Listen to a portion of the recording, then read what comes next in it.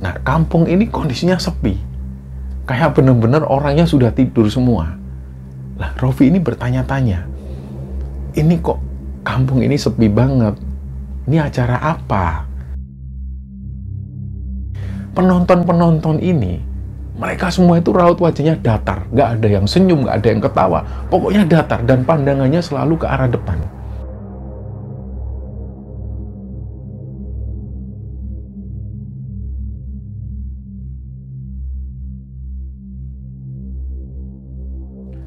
Bismillahirrahmanirrahim. Assalamualaikum warahmatullahi wabarakatuh. Sobat Gembara Sunyi dimanapun teman-teman berada. Pada kesempatan kali ini kami akan membagikan cerita yang dikirim oleh Sobat Gembara yang bernama Rofi yang asalnya dari salah satu daerah di Jawa Timur. Sebelum kita masuk ke ceritanya, untuk teman-teman yang nonton tayangan ini dan belum subscribe, jangan lupa untuk subscribe lebih dulu agar channel Gembara Sunyi ini lebih berkembang lagi dan kami lebih bersemangat lagi dalam membuat konten-konten terbaru di Gembara Sunyi. Dan untuk teman-teman yang telah mendukung kami sejauh ini, kami mengucapkan terima kasih banyak. Semoga amal kebaikan teman-teman dibalas kebaikan berlipat oleh Allah Subhanahu wa Ta'ala.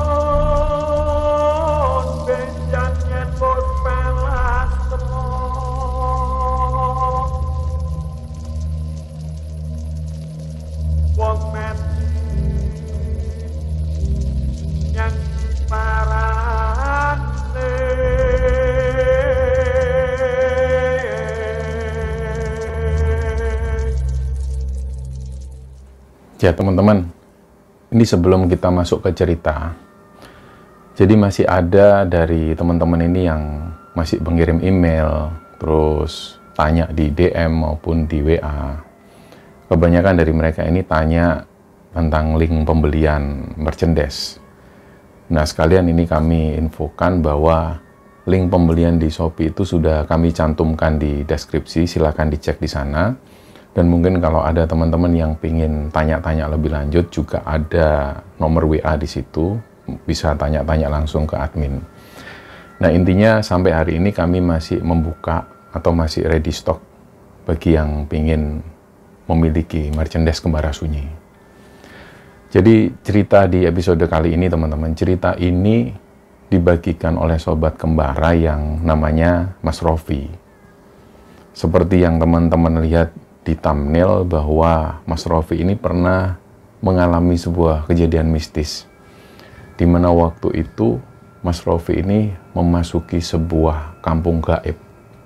Nah, ini tentu menarik teman-teman. Ketika kami pertama kali membaca email dari Mas Rofi ini, kami langsung tertarik karena Mas Rofi membagikan cerita ini.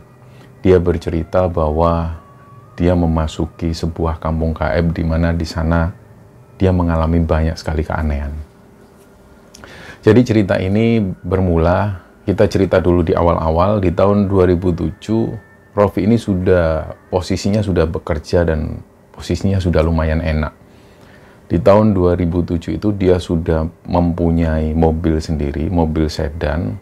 Jadi dia berangkat ke kantor dan kemana-mana ini selalu naik mobil. Terus pada 1 bulan, ada undangan pernikahan temennya, ceritanya seperti itu. Terus Rofi datang, undangan pernikahan ini atau pesta pernikahan ini digelar di sebuah gedung di salah satu kota di Jawa Timur. Terus pas Rofi datang ke sana, dia ya mengikuti semua acara. Sampai pada suatu ketika ada seorang biduan atau penyanyi yang naik ke atas panggung. Nah, Rofi ini sempat terkesima dengan penyanyi tersebut. Akhirnya hal ini diketahui oleh temannya Rofi. "Vi, kamu kok ngeliatin itu aja? Itu namanya Mirna." Ternyata banyak yang kenal si Mirna ini. Singkatnya, akhirnya Rofi ini dikenalkan dengan si Mirna. Mirna ini masih kuliah, dia semester 5 di salah satu kampus. Terus setelah perkenalan itu, mereka mulai tukeran nomor. Terus mulai aktif lah, mereka saling kontak satu sama lain. Jadi dari sini Raffi akhirnya jadi tahu bahwa Mirna ini sangat padat sekali jadwalnya. Selain dia kuliah, malamnya itu dia sering dapat undangan-undangan untuk nyanyi di pub-pub maupun di acara-acara perkawinan. Selain dia penyanyi dangdut, Mirna ini juga bisa nyinden. Jadi setiap kali ada pementasan wayang atau apa, Mirna sering diminta untuk jadi sinden di pementasan wayang itu.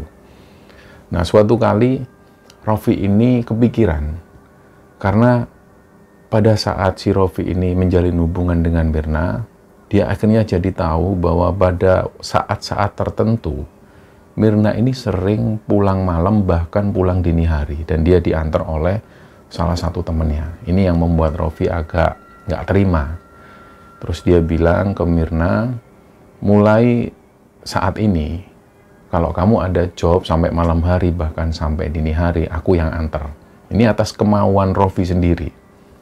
Nah, mulailah saat itu Raffi sering nganter kemana-mana. Bahkan dari situ Raffi punya banyak cerita. Dia pernah ngantarkan Mirna ini ke sebuah acara di luar kota yang sangat jauh sekali letaknya. Ketika sampai di sana, ternyata belum naik ke panggung, ini kondisinya sudah rusuh. Banyak orang-orang yang tawuran di sana. Akhirnya pementasan ini pun dibatalkan.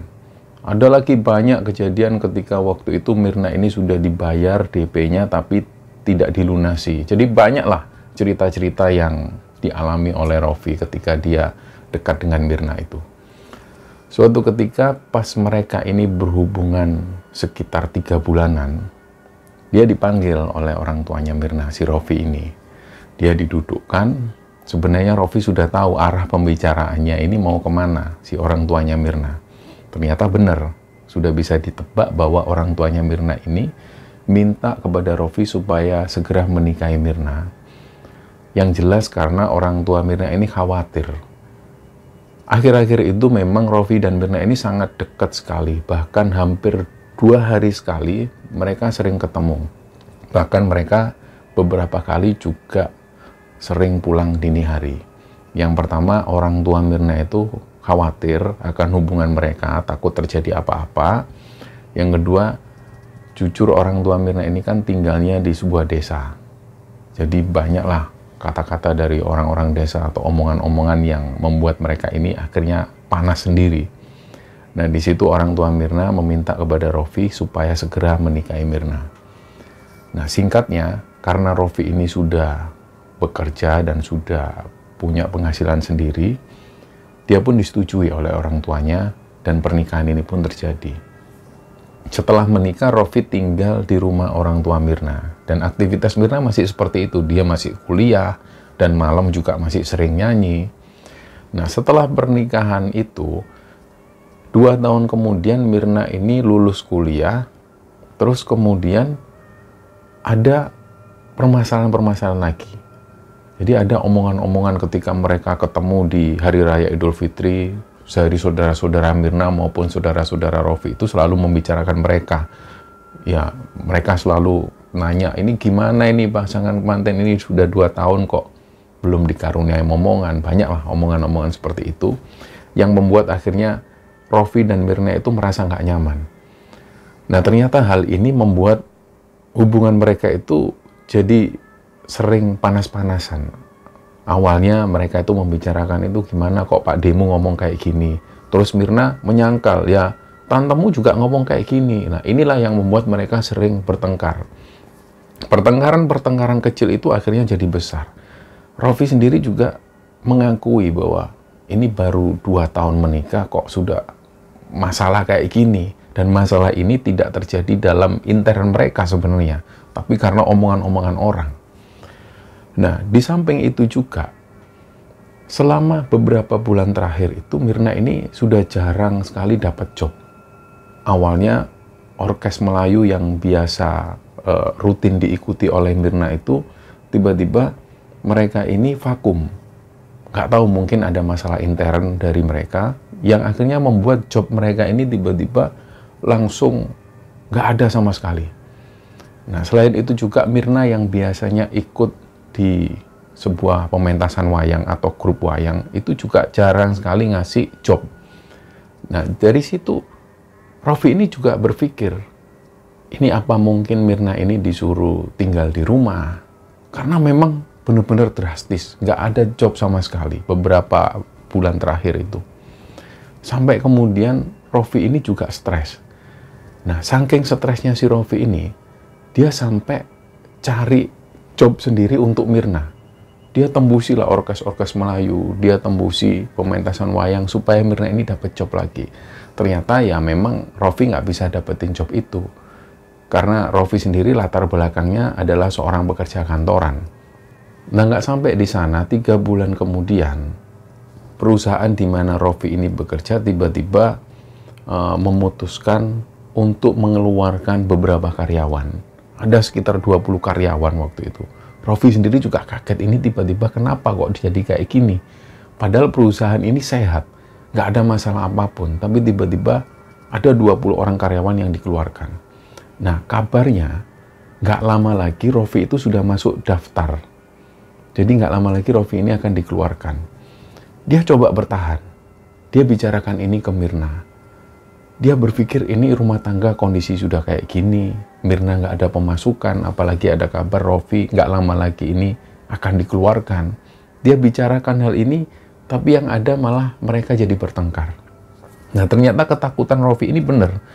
Kabar yang beredar bahwa nggak lama lagi Rofi sudah masuk daftar dan akan dikeluarkan dari perusahaan ini ternyata benar terjadi. Dia dipanggil dan kemudian dikasih amplop, terus di situ ada uang pesangon untuk Rofi. Ketika dia pulang dari kantor itu, dia memikirkan betul ini terus gimana, kelanjutannya ini gimana. Rofi ini bingung, dia masih banyak cicilan di rumah, dia masih nyicil barang-barang elektronik, pokoknya sumpek banget waktu itu. Nah, hal ini ketika diceritakan ke Mirna, Mirna sendiri juga nggak ada solusi. Akhirnya mereka menjalani kehidupan sehari-hari, waktu itu bahkan mereka ini makan itu ikut orang tuanya Mirna. Listrik yang biasa Rofi yang bayar, itu beberapa bulan terakhir dia sudah nggak bisa bayar. Ya, sehari-hari yang dilakukan Rofi, dia ini cari pekerjaan.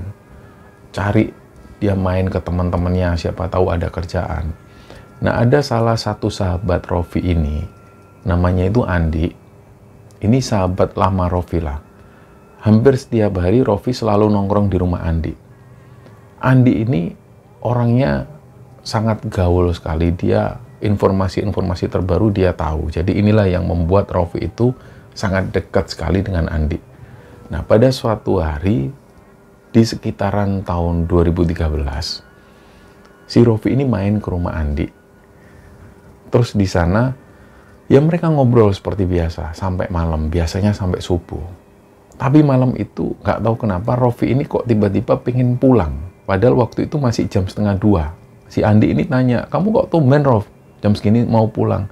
Ya nggak apa-apa Andi, aku pengen di rumah nih, nggak tahu kenapa. Dia pun pulang.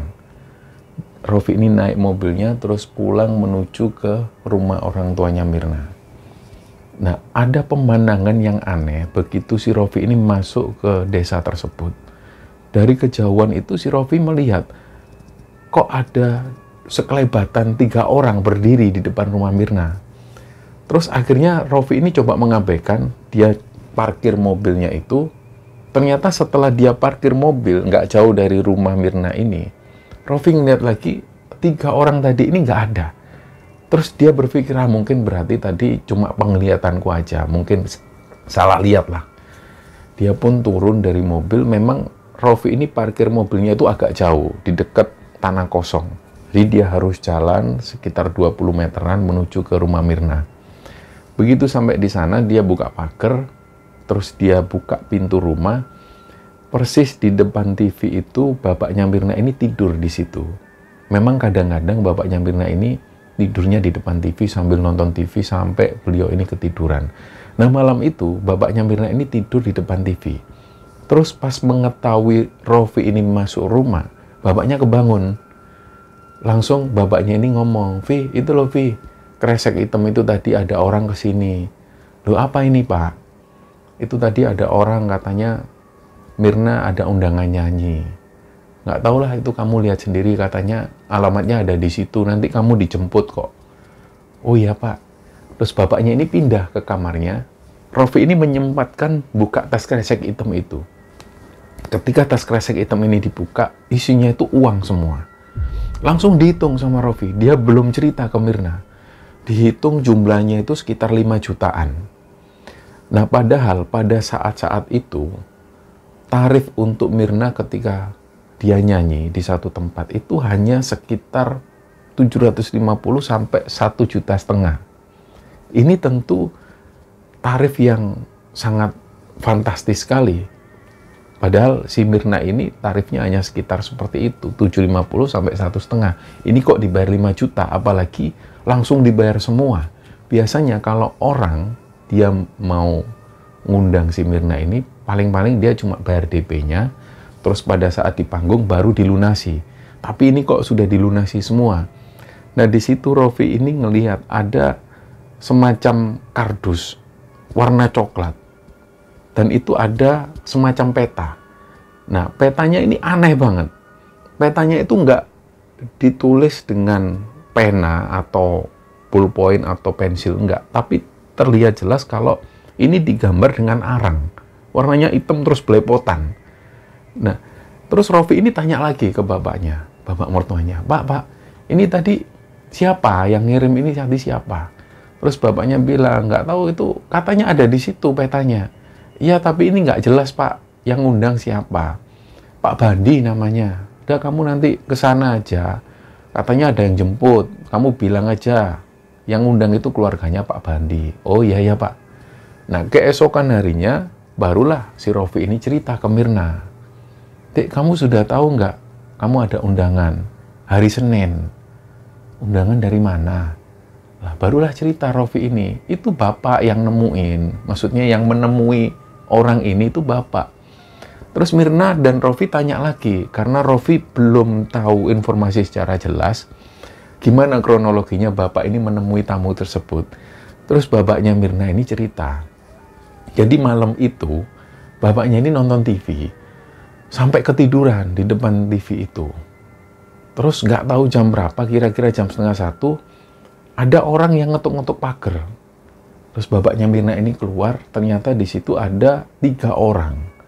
1 orang perempuan dan 2 orang laki-laki. Terus salah satu dari mereka ini tanya, Pak, niki ngriane Mbak Mirna nggih? Oh iya, masuk dulu aja. Tapi 3 orang ini nggak mau masuk. Ini aja, ini ada undangan dari Pak Bandi. Nanti Mbak Mirna diminta nyanyi di sana hari Senin. Itu ada petanya di sana. Nanti nemuin Pak Bandi aja. Nah, ini yang dikatakan oleh 3 orang tamu itu. Makanya dari sini bapaknya Mirna cuma menjelaskan seperti itu. Nah, akhirnya mereka ini mikir, kenapa kok hari Senin ya? Ini sangat jarang banget ada undangan di hari Senin. Biasanya kalau nggak hari Jumat, hari Sabtu, atau hari Minggu, atau hari-hari weekend lah. Ini hari Senin. Jadi sangat aneh banget. Terus setelah itu sambil menunggu hari Seninnya, Mirna ini juga bingung, ini undangan ini nggak jelas. Dia harus nyanyi apa? Nyanyi dangdut kah? Atau nyanyi tembang-tembang Jawa? Atau seperti apa? Atau nyinden? Dia masih nggak tahu info ini. Jadi si Mirna waktu itu latihan seadanya. Dia latihan beberapa lagu dangdut dan juga dia nyinden lagu-lagu Jawa. Akhirnya di hari Senin, Rofi dan Mirna ini berangkat. Mereka naik mobil menuju ke daerah Ngawi. Alamat ini itu mereka diarahkan ke daerah Ngawi, terus di sana nanti mereka akan ngelihat ada satu rumah. Rumah itu ada benderanya warna hijau. Jadi yang dipesankan oleh bapaknya itu seperti itu. Terus ketika mereka sampai di daerah Ngawi, mereka juga bingung mana ada rumah yang ada benderanya warna hijau. Jadi mereka sempat muter-muter di daerah Ngawi itu sekitar hampir 2 jaman. Terus Mirna ini ngomong ke Rofi, ini kalau kita sampai jam 7 kayak gini belum sampai rumahnya, apa kita nggak telat? Acaranya itu loh jam berapa? Ya sudahlah dek, sabar dulu dek, kita cari lagi. Terus mereka muter lagi. Muter-muter. Sampai kemudian Rofi ini mengarahkan mobilnya di sebuah lokasi. Lokasi ini agak jauh dari keramaian. Terus dari situ Rofi ini agak seneng. Dia ngelihat ada sebuah tiang bendera. Di sampingnya persis itu ada sebuah rumah.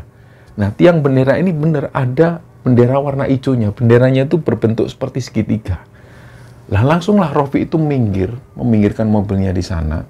Ternyata di situ ada seorang bapak-bapak yang sudah lama berdiri mungkin di situ. Terus si bapak-bapak ini menghampiri Rofi. Rofi pun buka kaca jendela. Si bapak ini tanya, "Ini yang undangannya Pak Bandi ya?" "Ah iya Pak, saya cari Pak dari tadi Pak." "Oh ya ya sudah." Terus Rofi ini ngomong, "Bapak masuk aja Pak." Pas Rofi ngomong seperti itu, si bapak ini sudah ada di dalam mobilnya Rofi. Mobilnya ini kan sedan. Si bapak ini sudah duduk di bangku belakang. Nah, inilah yang membuat Mirna itu sudah benar-benar ketakutan. Itu kelihatan banget dari wajahnya Mirna ini sudah pucat. Dia sama sekali nggak berani ngelihat ke arah belakang si Mirna ini. Terus mereka pun jalan. Si Rofi tanya, "Ini jauh nggak Pak dari sini?" "Oh, dekat kok Mas. Ini kira-kira 5 kilo dari sini." Nah, dari situ kemudian si Rofi ini tanya lagi.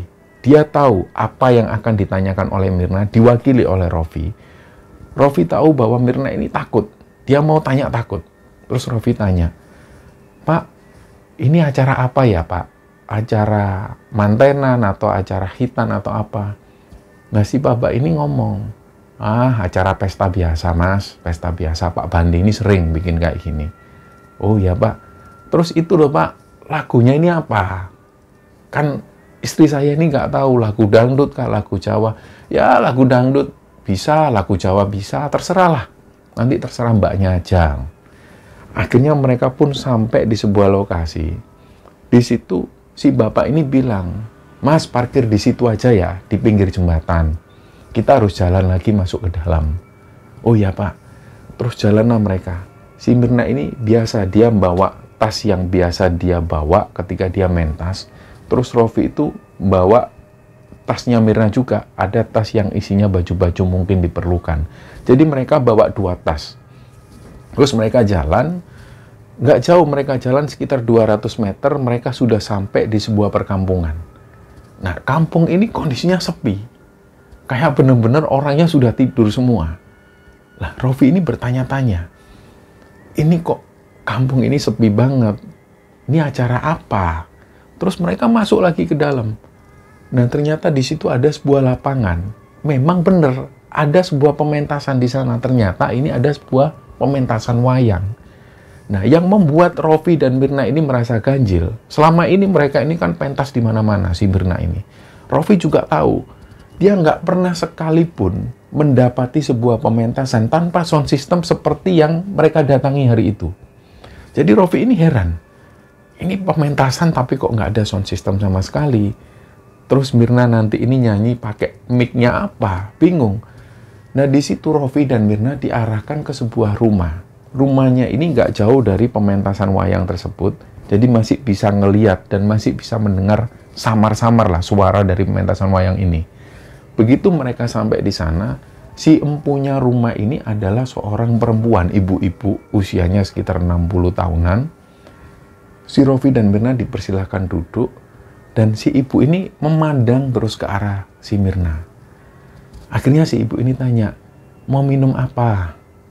Ini nanti Mbak Mirna ini masih agak lama pentasnya. Nah, nggak tahu ya kenapa kok ibu-ibu ini tahu namanya Mirna. Tapi dia sama sekali nggak menyebut nama Rofi. Yang disebut itu Mirna terus. Nah, ketika si Mirna ini ditawarin minum, terus kemudian ibu-ibu ini langsung mutusin sendiri. "Sudah nggak usah minum yang aneh-aneh ya, ibu buatin jamu aja. Ini bagus, bentar ya." Terus masuk beliau ini. Masuk sekitar 10 menitan, terus beliau itu balik-balik bawa minuman. Nah, beliau si ibu-ibu ini bilang, "Ini bagus Mbak buat kandungan. Ya, siapa tahu nanti mbaknya ini ada isinya setelah minum ini. Masnya nggak usah minum, nggak apa-apa, mbaknya aja." Nah, Mirna ini menurut pengakuan Mirna, belakangan hari yang diceritakan Mirna ke Rofi, ketika minuman ini diminum oleh Mirna, rasanya itu hambar. Memang ada rasa rempah-rempah. Yang diingat oleh Mirna pada saat dia minum itu, ada rasa kunyit, ada rasa jahe, dan ada serai. Pokoknya dicampur jadi satu, dan diminum sampai habis oleh si Mirna. Terus si ibu ini senyum terus sambil ngomong ke Mirna, ya wis siapa tahu ya habis ini ada isinya. Ini loh, nggak lama lagi nih, sambil dipegang perutnya Mirna. Jadi yang ada di pikiran Mirna dan Rofi waktu itu, si ibu-ibu ini kok langsung nembak seperti itu, kok langsung mengarah ke sana. Jadi seolah-olah si ibu ini tahu bahwa mereka ini lagi menanti-nantikan jabang bayi. Terus singkatnya setelah itu, baru Mbak Mirna ini dipanggil. Ada satu orang lagi yang tadi nganter Rofi dan Mirna. Beliau datang ke sana terus manggil, Mbak Mirna, monggo silahkan. Terus Mirna ini ke sana. Diantarkanlah oleh Rofi. Rofi itu berdiri persis di samping Mirna. Nah, pementasan wayang ini masih berlangsung. Karena Mirna sudah terbiasa juga mengisi di pementasan wayang, jadi dia tahu betul lagu apa yang mau dibawakan. Nah, ada pemandangan yang menurut Rofi ini sangat ganjil sekali. Di situ Rofi melihat orang-orang yang nonton wayang ini, nonton pertunjukan ini, mereka itu tegang semua wajahnya. Sama sekali nggak ada yang senyum, wajahnya datar lah pokoknya. Ternyata belakangan, ketika Mirna ini sudah selesai nyanyi, ketika sampai di rumah, Rofi juga mendapat cerita yang sama dari Mirna. Apalagi Mirna ini menghadap langsung ke arah penonton. Jadi dia tahu persis raut wajah dari penonton-penonton ini. Mirna juga cerita hal yang sama, persis seperti yang dilihat Rofi. Penonton-penonton ini, mereka semua itu raut wajahnya datar, nggak ada yang senyum, nggak ada yang ketawa, pokoknya datar dan pandangannya selalu ke arah depan. Nah, ketika itu Mirna ini cuma membawakan 2 buah lagu. Setelah itu sang dalang ini ngomong ke Mirna, Mirna dipersilakan balik lagi, turun ke panggung. Mirna pun turun, diantar oleh satu orang bapak-bapak tadi menuju ke rumah ibu-ibu yang tadi. Begitu sampai di sana, kelihatan banget kalau Mirna ini nggak nyaman, terus Mirna ini kayak ngasih kode ke Rofi, dia minta pulang. Terus akhirnya mereka pun pamit ke ibu-ibu tersebut. Nah, si ibu ini sekali lagi megang perutnya Mirna. Ini nggak lama lagi, ini ada isinya ya, nggak lama lagi. Sudah hati-hati ya. Terus mereka pulang. Nah, pas mereka pulang itu, ada beberapa tetangga yang rumahnya nggak jauh dari sana, mereka ini sempat menawarkan ke Rofi dan Mirna, mampir dulu mbak, nginep dulu aja, sudah malam. Oh, dia bu, nggak usah bu, langsung aja. Mereka akhirnya jalan, diantar menuju ke mobil mereka lagi. Setelah itu si bapak-bapak ini kembali ke arah ke perkampungan tadi. Terus Rofi pun masuk mobil, barang-barang, tas-tas tadi dimasukkan dalam mobil. Rofi pun nyalakan mesin. Setelah itu mereka ini menjalankan mobilnya. Lah dari situ Rofi ini bingung. Loh, ini menuju ke jalan raya ini kemana ya? Bingung banget. Dia ini berada di sebuah hutan. Terus nggak lama dari situ, Rofi ini muter-muter terus. Jadi ini bener-bener dia ada di dalam hutan. Terus Rofi ini turun. Dia cari, ini jalan ada di mana? Perasaan tadi pas diantar orang tadi itu dia ada di jalan raya. Masuk sedikit, mereka sudah lihat perkampungan. Tapi kok ini aneh? Akhirnya Rofi memutuskan balik lagi menuju ke perkampungan yang tadi. Dia mau tanya jalan keluarnya ke bapak-bapak yang tadi. Nah, begitu Rofi ini memarkirkan mobilnya persis di sebelah jembatan, dia turun, dia kaget, loh, perkampungan tadi ini di mana? Jadi nggak ada perkampungan di sana. Yang ada di hadapan Rofi ini hanyalah sebuah hutan. Di situ ternyata Mirna sudah menyadari dari awal. Ketika mobil mereka ini parkir, Mirna ini sudah tahu loh perkampungannya kok nggak ada. Tapi dia nggak sempat manggil Rofi. Rofi sudah terlanjur turun dari mobil. Begitu Rofi mengetahui di sana ini hanyalah hutan, Rofi balik. Loh yang, perkampungannya tadi kan di sini yang. Iya, nggak tahu. Aku sendiri juga kaget. Mirna ini heran. Akhirnya mereka balik dalam mobil. Mereka menjalankan mobilnya lagi. Bingung, mereka cari jalan bingung. Muter-muter di sana. Dan sampai kemudian ada cahaya. Cahaya ini terlihat dari kejauhan, terus kemudian hilang. Ada lagi cahaya. Terus akhirnya Rofi ini menghentikan mobilnya, dia lihat terus arah cahaya ini. Celap, celap, celap, hilang. Celap, celap, muncul lagi. Celap, celap, kayak orang bawa senter lah dari kejauhan. Ternyata nggak lama setelah itu bener, ada orang yang datang bawa senter. Terus Rofi tanya, Pak, ini jalan ke jalan raya lewat mana ya? Si bapak ini raut wajahnya itu juga sudah tegang banget. Ayo, saya masuk ya, saya antar keluar. Oh ya Pak, monggo Pak. Si bapak ini langsung duduk di belakang. Mereka pun jalan. Terus si bapak-bapak ini tanya, ini kalian berdua ini dari mana kok sampai di sini? Anu Pak, ini ngantarkan istri saya. Tadi ada pertunjukan di sana, ngisi. Istri saya ini penyanyi Pak. Oh begitu, ya sudah. Jalan aja, ikuti jalan itu.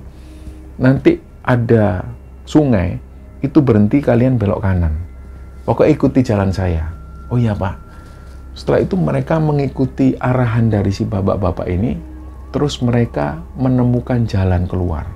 Di situ mereka sudah sampai di jalan raya, terus bapak-bapak ini ngomong sesuatu ke Rofi. Lain kali, kalau ada apa-apa itu, sampean lebih baik tanya dulu. Emangnya kenapa Pak? Kalian tahu nggak kalian ini ada di mana? Nggak tahu Pak. Ini kalian ini sudah ada di Alas Ketonggo. Yang kalian datangi tadi itu, di sana nggak ada perkampungan. Jadi kalian ini nyasar di Alas Ketonggo. Nah mereka ini masih nggak percaya. Terus Rofi menyampaikan, Pak, wong saya ini tadi ngantar istri saya kok di sebuah perkampungan. Ada Pak, yang saya berhenti persis di seberang jembatan itu, nggak jauh dari sana ada perkampungan. Kalian mau percaya sama saya, atau masih ngotot sama keyakinan kalian sendiri? Saya ini sudah menghuni di hutan ini sudah puluhan tahun. Saya tahu persis di sini nggak ada perkampungan. Dan kejadian seperti yang mas sama mbaknya ini alami, ini nggak terjadi satu kali. Jadi saya tahu persis yang sampai datang itu bukan perkampungan yang sebenarnya. Itu perkampungan gaib. Nah setelah mendapat informasi ini, mereka tetap nggak percaya si Rofi ini. Terus akhirnya mereka pun melanjutkan perjalanan, mereka pulang. Sampainya di rumah, bapaknya si Mirna ini cuma ngomong, kamu itu loh keluar kok nggak ngomong kalau sampai 2 hari. Mbok yang ngomong kalau nginep. Terus Mirna kaget loh. Nginep apa toh Pak? Wong Mirna ini cuma nggak sampai 1 hari kok. Si bapaknya ini menjelaskan bahwa Rofi dan Mirna itu berangkat di hari Senin. Senin sore mereka berangkat. Dan ketika Rofi dan Mirna sampai ke rumah, itu di hari Rabu sore. Nah, akhirnya Mirna ini saking nggak percayanya, dia tanya ke ibunya, loh Bu, ini hari apa? Dia lihat HP itu hari Rabu.